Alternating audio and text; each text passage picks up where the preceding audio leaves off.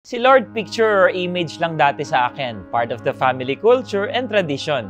So kapag may problem, konting pray and then sariling diskarte at solusyon din.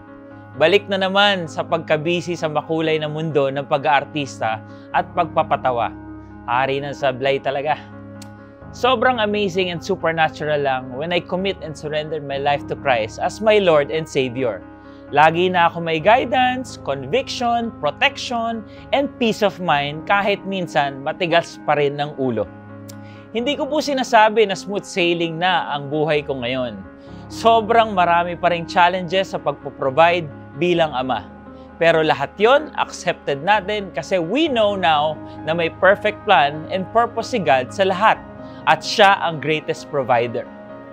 Yung kahit may problem ka na, kaya pa rin nating mag-smile.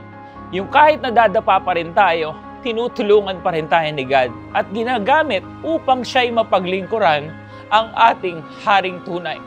There are no limits to where God's faithfulness will take you.